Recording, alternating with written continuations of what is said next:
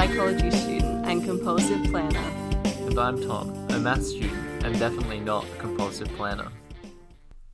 Welcome to our first episode of 2020, which I didn't think was going to happen, to be honest, but here we are. Yeah, we've got a lot more free time. We have some explaining to do. Yeah, there's definitely a lot of free time. Firstly, just want to say that I hope anyone that listens to this is doing well.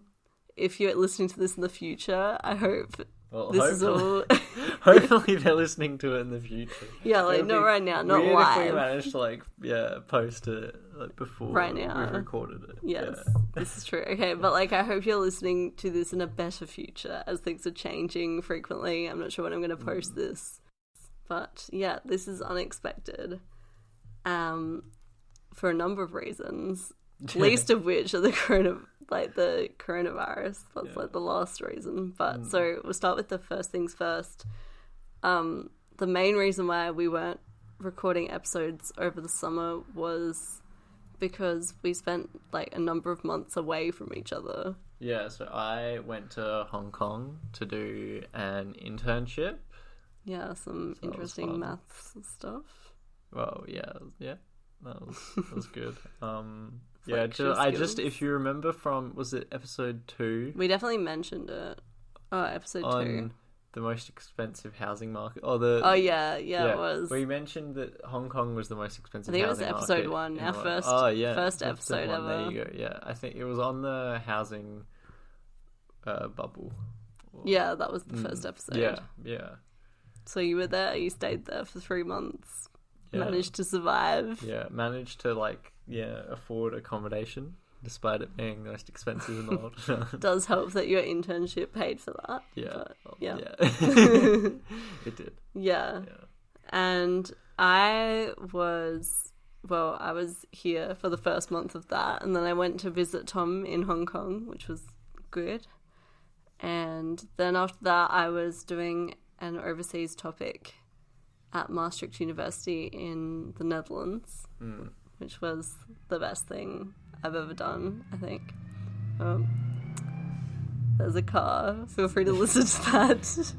Vroom, vroom. Yeah. People aren't getting stressed out about this at all. So I have a theory that the reason why everyone's hooning around on the roads around my house is because they're all bored because they all have to stay home. And so instead of walking, they're now just driving like maniacs. So thanks, blue car. Love you too.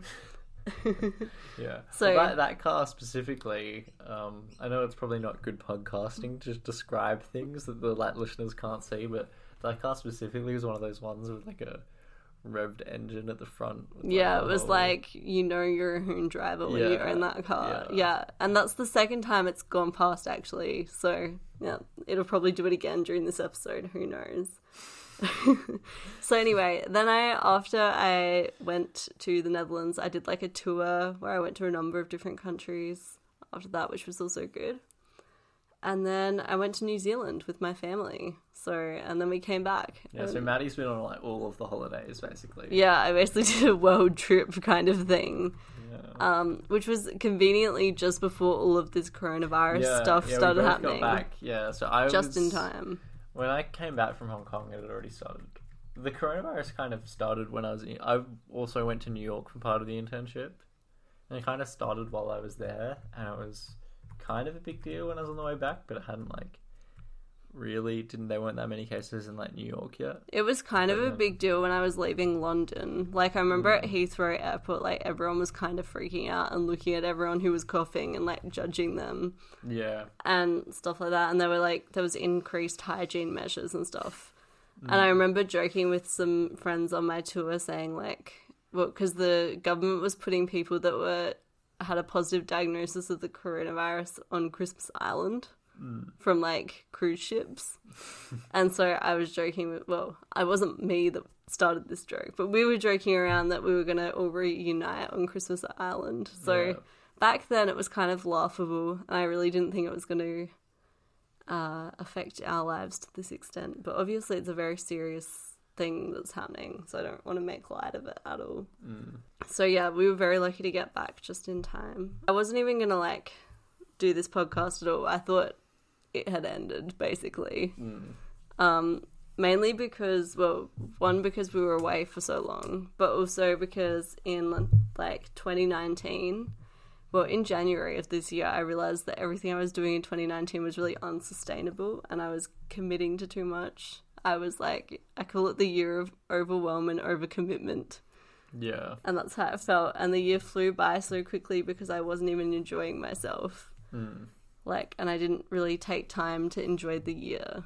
Like, it wasn't the worst year ever, but I just feel like it just flew by, and it wasn't like, it was almost like, it wasn't like I was putting too much work into things. It was that I was putting too little work into too many things. Yeah. Kind of. Yeah. So I wasn't able to focus my energy into some key things that I really cared about. I was like, oh, it must be partly the podcast. Like, I should rid that of my life. But then a friend, like, of mine, him and I decided that we were going to do a podcast during this whole, like, COVID-19 epidemic. So, yeah, it was by making that podcast episode that I realized how much I missed doing this. And then I started listening to one of our previous episodes for the Keys Please podcast, and I got really nostalgic. I was like, oh, that was so fun. I didn't know what I had. You don't know what's good until it's gone. So here we are doing it again, 2020. Look, this year has been hectic, but at least we'll have something that we're doing regularly to help keep us grounded. So this episode is mainly just going to be like a introduction episode / like going through all of the different like segments that we usually have and seeing if whether or not they're relevant still. Yeah. For example, we'll go into the first one. So usually we go into a savings try this at home. Yeah. Which is like where every week we pick a new savings strategy to try for that week and then report back. However, right now it is really hard to spend money, which is kind of good. Yeah, no, the saving strategy we've been using is called quarantine. Yeah, like not leaving your house. Weird. Obviously you can buy stuff online, and I have been buying stuff online, but it's mainly been photos for a photo book that I want to do during this time because I have spare time. So I want to get into make a photo book, and yeah, also like a book for my book club because I'm in a book club now, so that's cool. Yeah. Gave a speech about overcommitting and then talks about how I'm now in a book club. No, I mean, it's a great book club. It's definitely a commitment that I thoroughly enjoy. So yeah, this category, savings try this at home, is kind of obsolete at the moment. And the savings try this at home for a while will just be like surviving the coronavirus, I feel.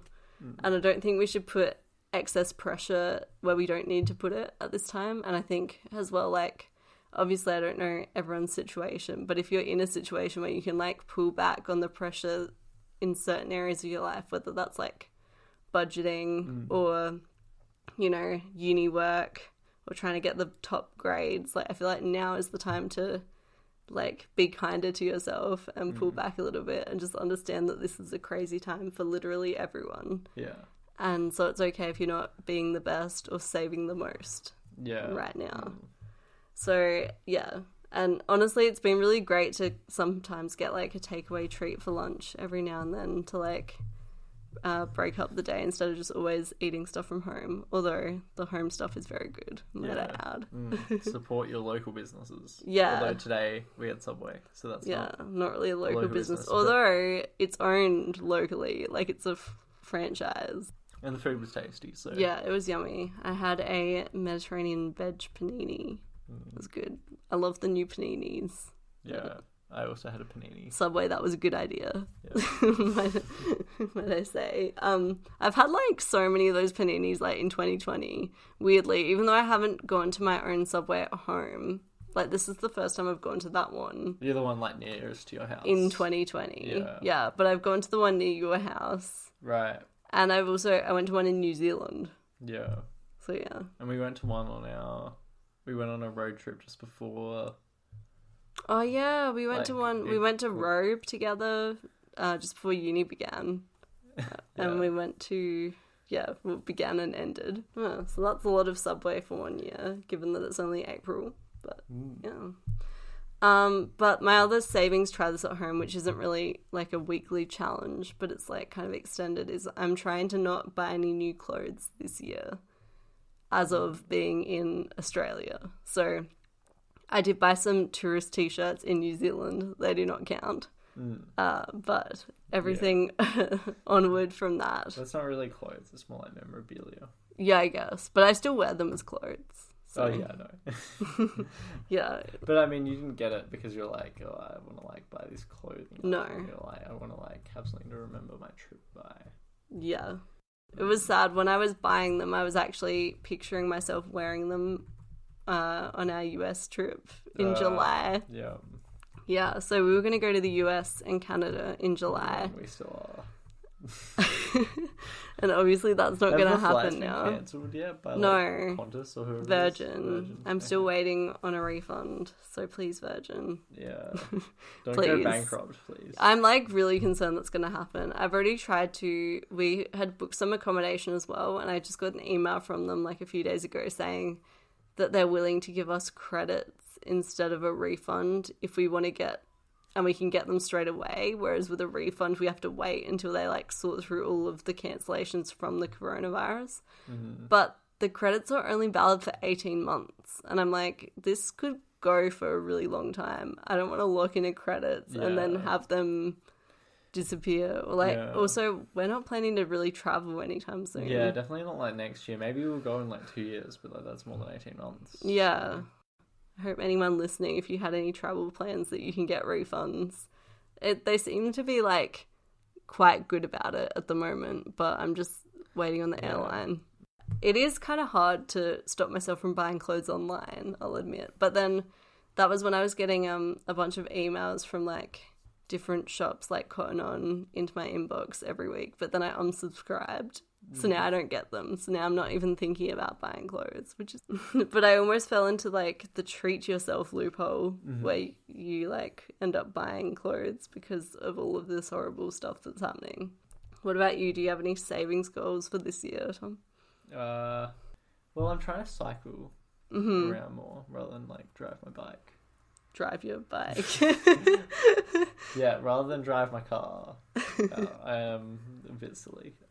No, that was great. No, so that uses less fuel, and also I have to fuel up less. So that's like less time touching metal that other people might have touched. Yeah, fueling up is a bit scary at the moment. But it's also good that you can ride your bike, because then that's some exercise as well. Yeah.